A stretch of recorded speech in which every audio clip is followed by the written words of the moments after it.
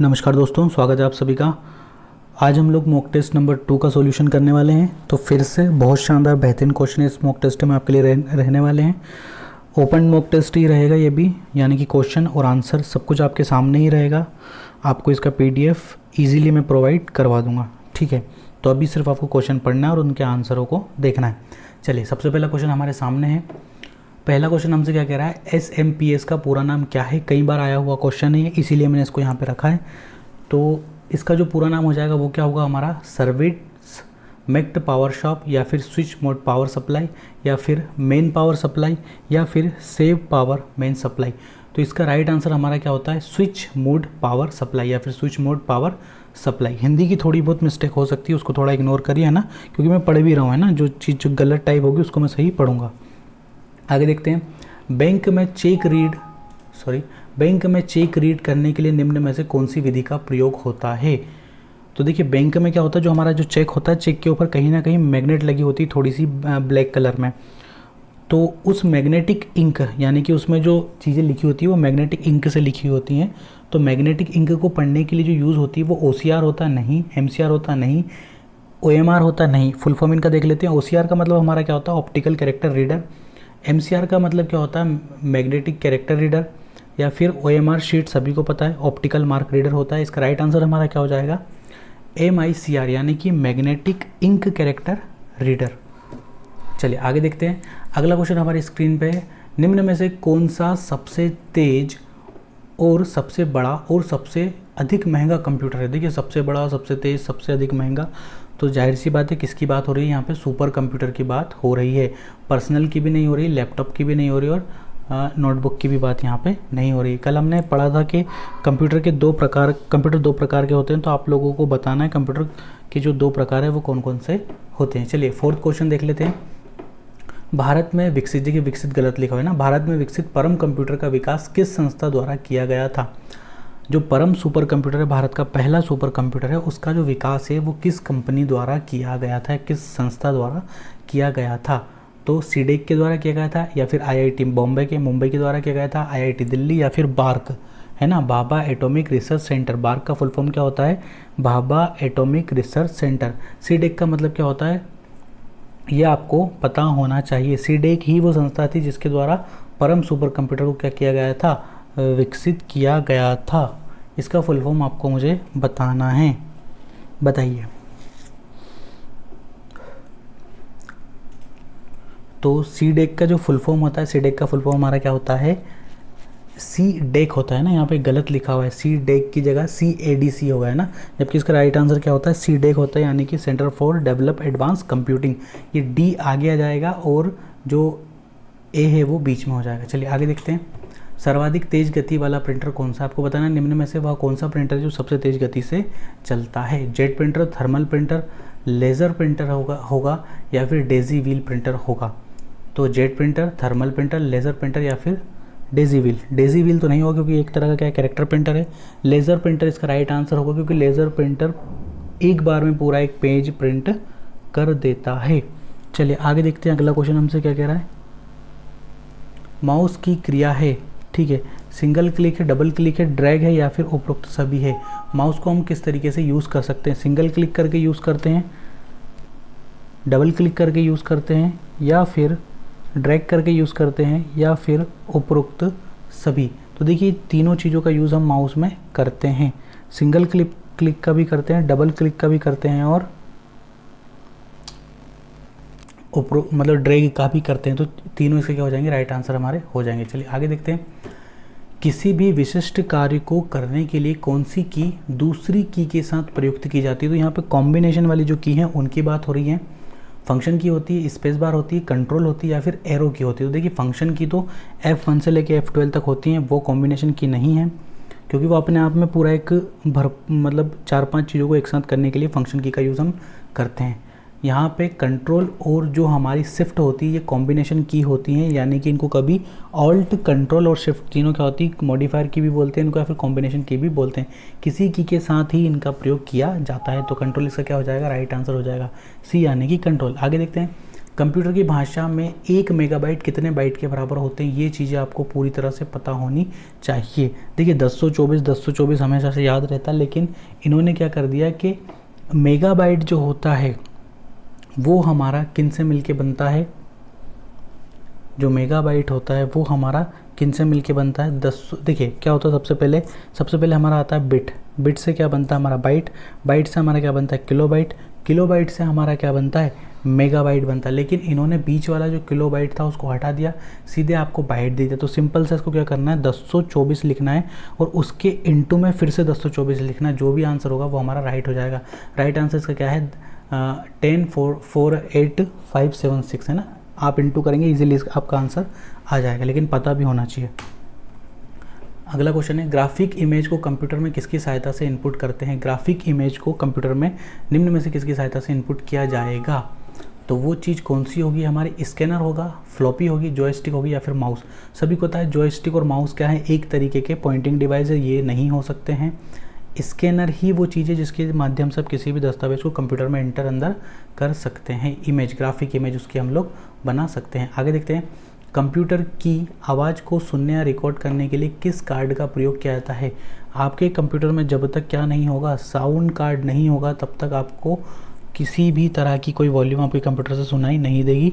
तो sound card जरूरी होता है, वही डिस्प्ले कार्ड भी होता है, वीजीए कार्ड भी होता है और एजीए कार्ड भी है।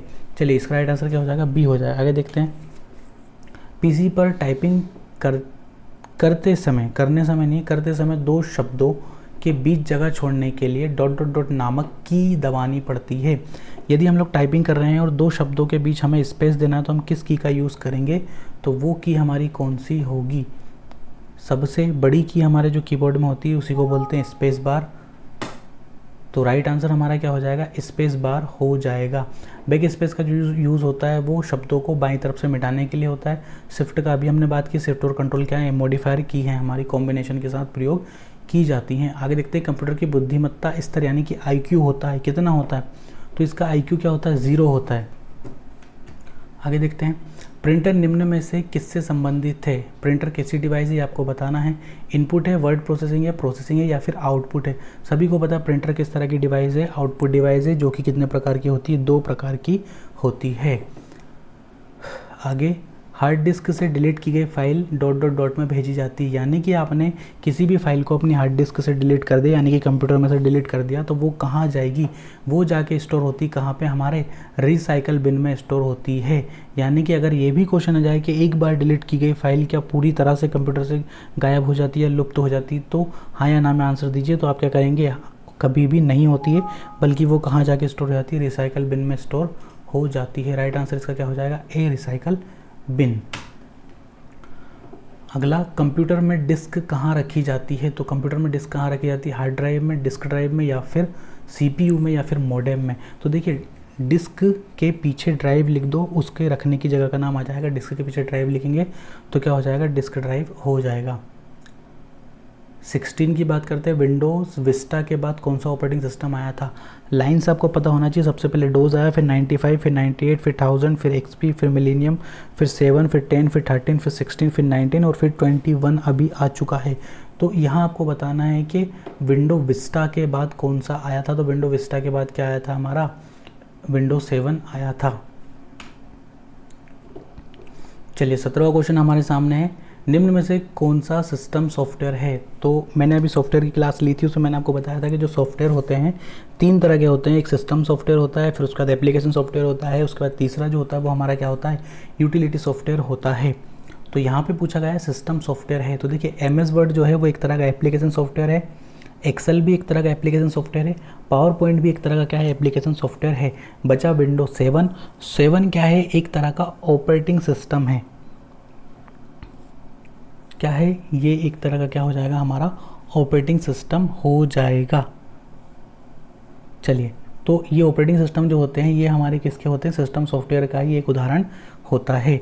चलिए आगे देखते हैं, कंप्यूटर का दिमाग किसे कहा जाता है। तो कंप्यूटर का दिमाग CPU को कहा जाता है, और कंप्यूटर का हृदय भी किसको कहा जाता है, CPU को ही कहा जाता है।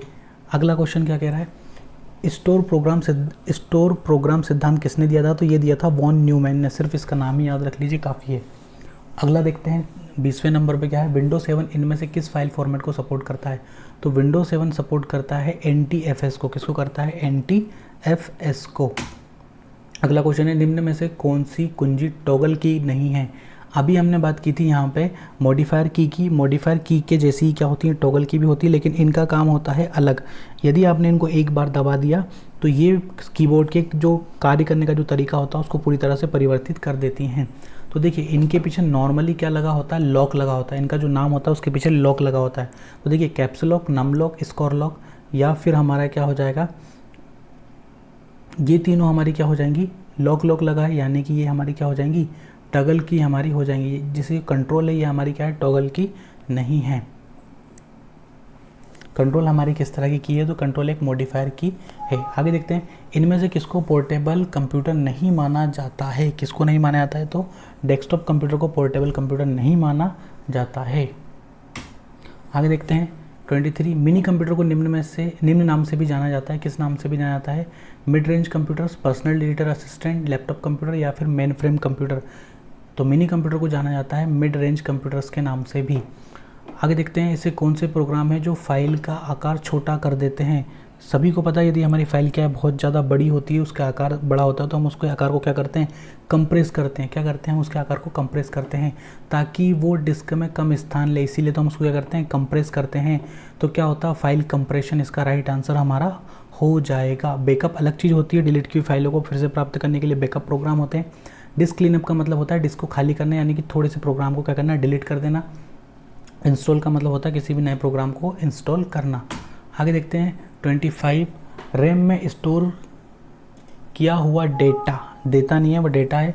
रैम में स्टोर किया हुआ डेटा परिवर्तन रहित होता है, पावर के रहने तक ही रहता है, पावर बंद करने के केवल कुछ मिनट तक ही रहता है, स्थायी होता है और पावर फेल होने तक रहता है। राइट आंसर इसका क्या हो जाएगा, पावर रहने तक ही रहता है। क्योंकि रैम क्या होती है, एक अस्थायी मेमोरी होती है। रैम का फुल फॉर्म सभी को पता है, रैंडम एक्सेस मेमोरी। जैसे लाइट जाएगी इसके अंदर का जो डाटा है वो भी क्या हो जाएगा, समाप्त हो जाएगा।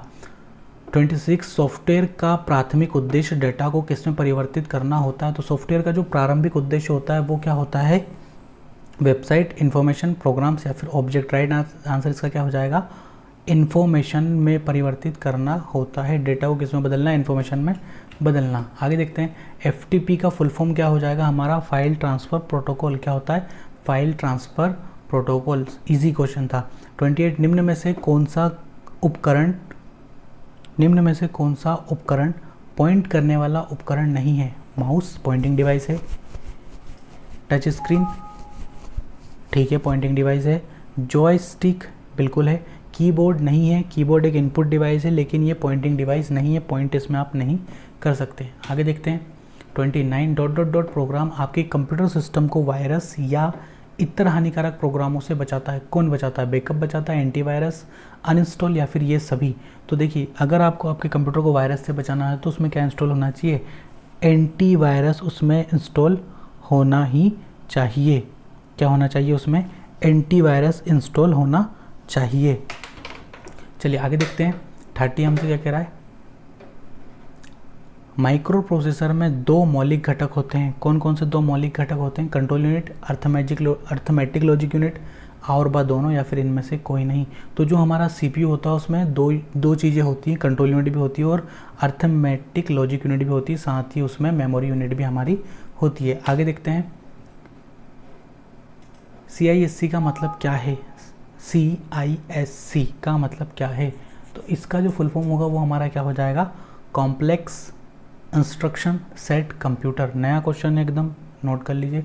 32 ... एक लाइट सेंसिटिव कलम के जैसा उपकरण है, light pen, joystick, touch screen. देखिए तीनों क्या है हमारे, एक तरह से पॉइंटिंग डिवाइस है, लेकिन जो लाइट पेन है वो एक तरह से जो पेन की तरह ही होता है, लेकिन ये इलेक्ट्रॉनिक डिवाइस होती है। 33 ... जावा प्रोग्राम है जो वेब रिसोर्स के लिए प्रवेश मार्ग प्रदान करता है। कौन करता है, तो ब्राउज़र ही वो है जो वेब रिसोर्स के लिए क्या करता है, प्रवेश मार्ग प्रदान करता है। आगे देखते हैं 24 को देखते हैं। 24 क्या कह रहा है, 24 में लिखा हुआ है 3.5 फ्लॉपी डिस्क की क्षमता क्या होती है? तो इसकी जो क्षमता होती है वो क्या होती है, 1.44 MB होती है, 1 MB होती है, 1.66 MB होती है या फिर 1.55 MB हमारी होती है।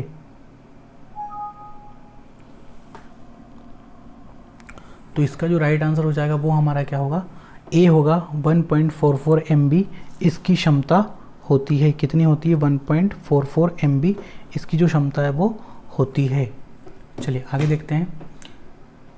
बीपीएस का मतलब क्या है? बीपीएस का मतलब क्या होगा? हर सेकेंड के लिए बिट्स, हर भाग के लिए बिट्स, हर सेकेंड के लिए बिट बैंडविड्थ, या फिर इनमें से कोई नहीं।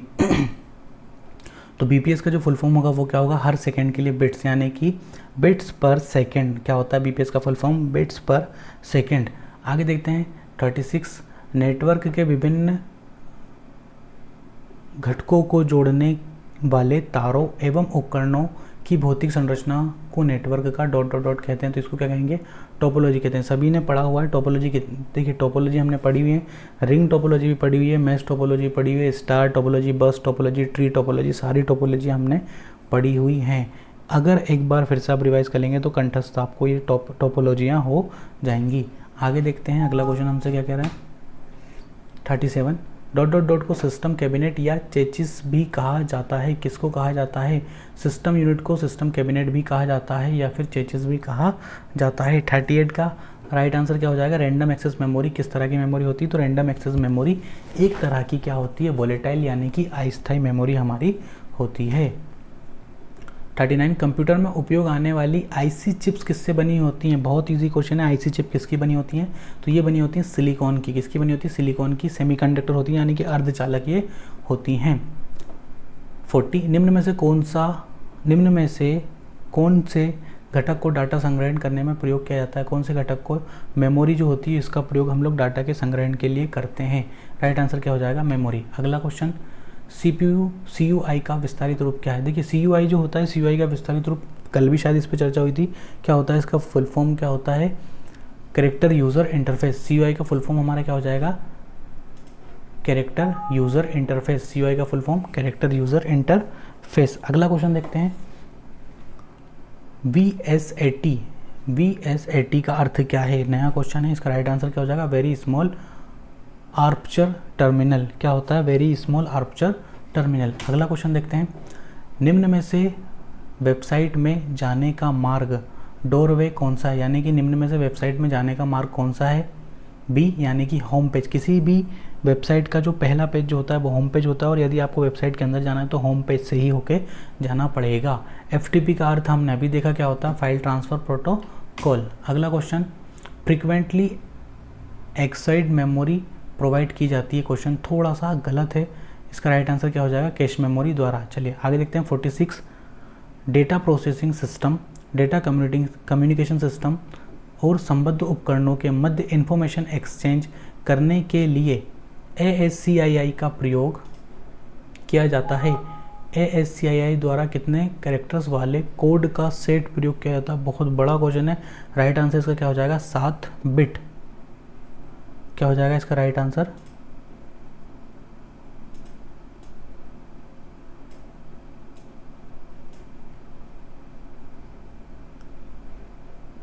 इसका राइट आंसर क्या हो जाएगा? 7 बिट। ये चीज़ मेरे को अब पता चल रही है। चलिए 47 हमारे सामने है।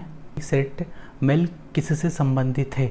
ठीक है, तो जंक मेल से, ट्रस्ट से, स्पैम से, या फिर स्पूसल से, या फिर स्पूबफ। देखिए नाम ही इतने तरीके दिए हुए हैं। सिंपल सी भाषा में आपको बता देता हूँ कि वे मेल किस तरीके से संबंधित है जो हमारी इच्छा के बिना हमारे मोबाइल में आते हैं, तो उनको हम लोग नॉर्मली किस नाम से जानते हैं? स्पैम के नाम से हम उनको जानते हैं। आगे क्या है हमारा 48। मशीनी लैंग्वेज में लिखा हुआ प्रोग्राम कहलाता है। मशीनी लैंग्वेज में जो लिखा हुआ प्रोग्राम है वो हमारा क्या कहलाता है? असेंबलर कहलाएगा, ऑब्जेक्ट कहलाएगा, या फिर कंप्यूटर कोड कहलाएगा, या फिर मशीन कहलाएगा। तो मशीनी लैंग्वेज में अगर लिखा हुआ है तो इसका राइट आंसर हमारा क्या दिया हुआ है? कंप्यूटर कोड कहलाएगा। डिगबिंग, कल हमने डिगबिंग के बारे में पढ़ा था। डिगबिंग क्या होती है? डिफेक्ट्स फाइंड करने के लिए, यानी कि गलतियां ढूंढने के लिए, डिफेक्ट्स का कारण जानने के लिए कि गलतियां क्यों हो रही हैं, एरर वाले स्थान का पता लगाने के लिए नहीं। इसका राइट आंसर हमारा क्या हो जाएगा? डिफेक्ट्स का एक तो कारण जानने के लिए, ठीक है, और उसका जो स्थान होता है वो भी पता करने के लिए। ई इसका क्या हो जाएगा? राइट आंसर हमारा हो जाएगा। सीपीयू का अर्थ सभी को पता है क्या होता है, सीपीयू का अर्थ सेंट्रल प्रोसेसिंग यूनिट। तो ये थी कुछ हमारी आईएमपी क्वेश्चंस हमने यहाँ पे देख लिए। पूरे 50 क्वेश्चन हमने यहाँ पे अभी सॉल्व किए हैं। आने वाला जो मॉक टेस्ट होगा वो इससे भी बेहतर होगा। क्लास में बने रहें, अपना ध्यान रखें, सुरक्षित रहें। जय हिंद, वंदे मातरम।